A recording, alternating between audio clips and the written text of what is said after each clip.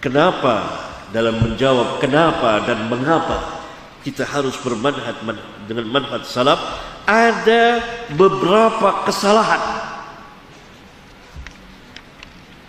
dari cara beragama kita. Di antaranya saudara bisa melihat halaman 32 keempat. Mereka beragama dengan akal-akal mereka semata, yang sangat sempit dan terbatas, bukan dengan wahyu. Beragama itu harus dengan wahyu. Wahyu ada dua, wahyu Al-Quran dan wahyu As-Sunnah. Sedangkan akal, Islam tidak menafikan akal, tidak merendahkan akal, tidak mengecilkan akal. Bahkan Islamlah yang sangat meninggikan akal. Bahkan akal dijadikan syarat sahnya seseorang menerima perintah dan larangan. Oleh karena itu orang yang gila, yang sinting, dia tidak wajib mengerjakan perintah dan menjauhi larangan.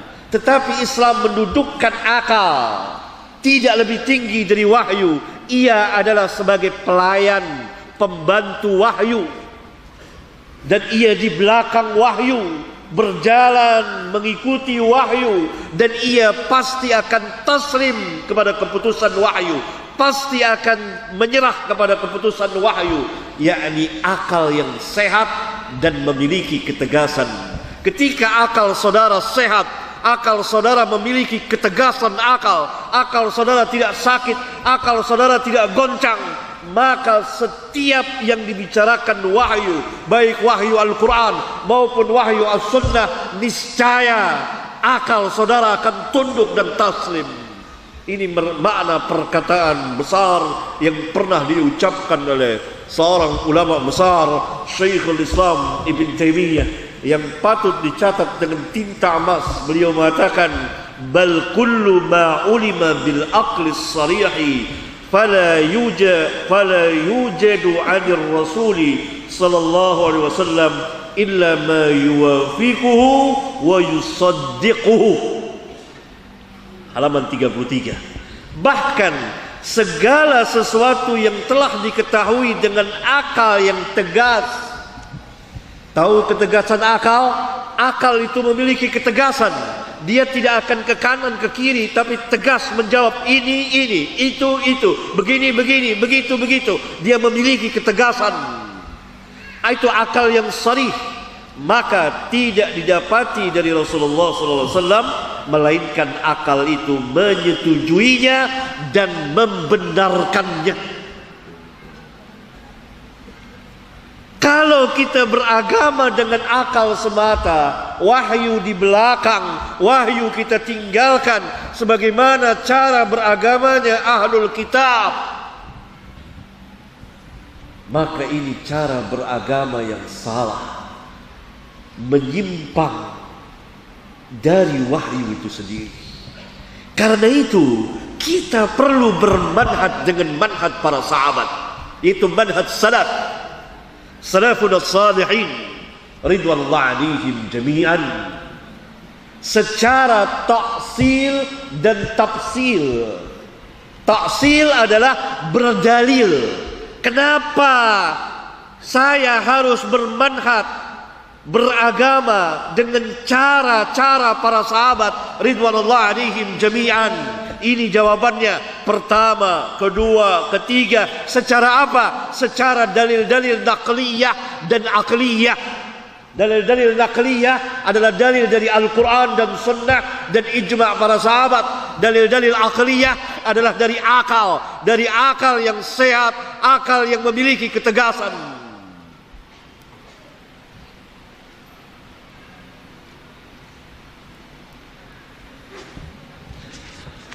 Ya, di antaranya lagi adalah yang kelima, halaman 33. Kita selalu beragama dengan perasaan semata, pakai perasaan.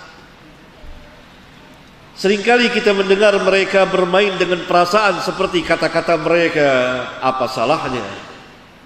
Bukankah ini baik? Niat kami kan baik. Daripada ini, daripada itu mendingan ini. Ini semua bermain dengan perasaan. Ini bukan wahyu. Seharusnya orang beragama itu dengan wahyu. Kemudian yang keenam, ya, poin keenam, kesalahan beragama dengan cara taklid buta, taklidul a'ma, bukan dengan ittiba, mengikuti Nabi yang mulia sallallahu alaihi wasallam. Karena taklid adalah engkau mengikuti seseorang tanpa engkau mengetahui hujjah atau dalilnya. Seperti hewan yang diikat di lehernya kemudian dibawa dan dia tidak tahu mau dibawa kemana. Seringkali hewan-hewan itu dibawa ke tempat penjagalan kemudian disembelih. Taklid adalah kebodohan. Islam menganjurkan ilmu, mewajibkan orang itu tahu, tidak boleh berbicara dengan ilmu. Maka taklid mungkin sifatnya darurat ketika seorang tidak tahu apa-apa. Cara beragama yang benar adalah dengan ittiba, mengetahui hujjah. Kalau saudara menerima, diajarkan sebuah keyakinan atau sebuah perkataan yang menyangkut agama atau perbuatan, saudara mengiyakan saja tanpa saudara mengetahui dalil, maka saudara telah terjerumus kepada taklid. Harus tahu dalil, hujjahnya, apa dasarnya.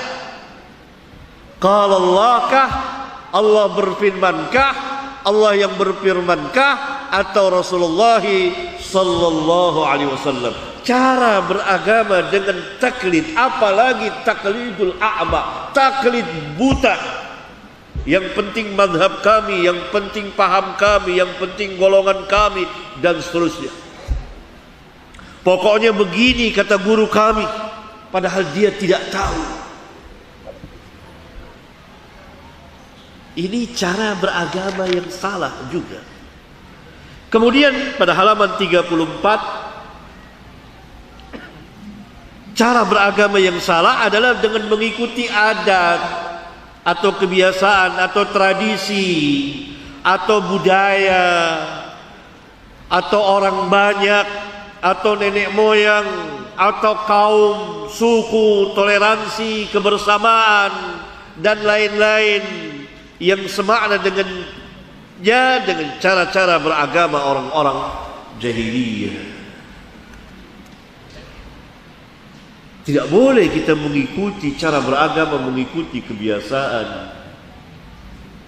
Ketika wahyu telah datang, menentangnya, melawannya, bertentangan dengan wahyu, kita mengikuti bapak-bapak kita seperti orang-orang jahiliyah yang mengatakan ketika didakwakan, maka mereka mengatakan apa yang dikatakan oleh bapak-bapak mereka, nenek moyang mereka, apa yang dikatakan oleh kakek-kakek mereka. Mereka hanya mengikuti apa yang dikatakan oleh bapak-bapak mereka.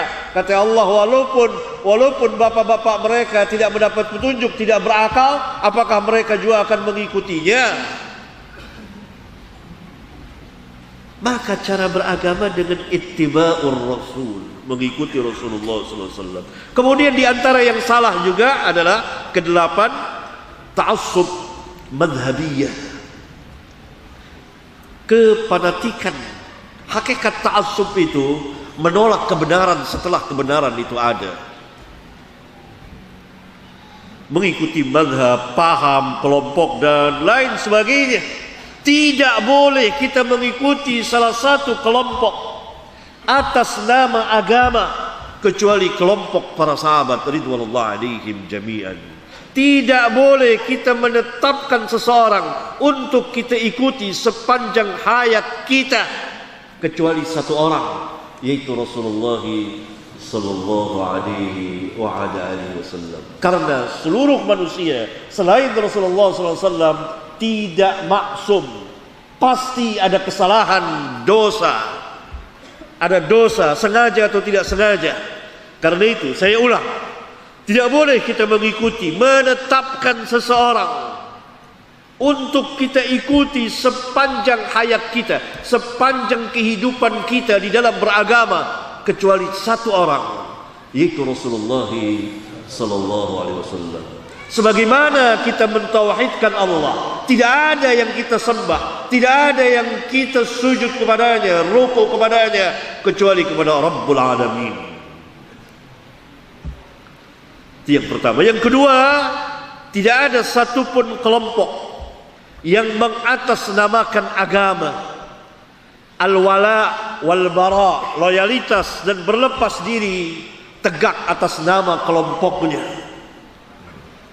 Tidak boleh kita mengikuti kelompok-kelompok yang seperti ini, ya, di atas nama din, kecuali kelompok para sahabat ridwanullah alaihim jami'an, yang Allah Subhanahu wa taala telah memerintahkannya dan Rasulullah sallallahu alaihi wasallam telah memerintahkannya.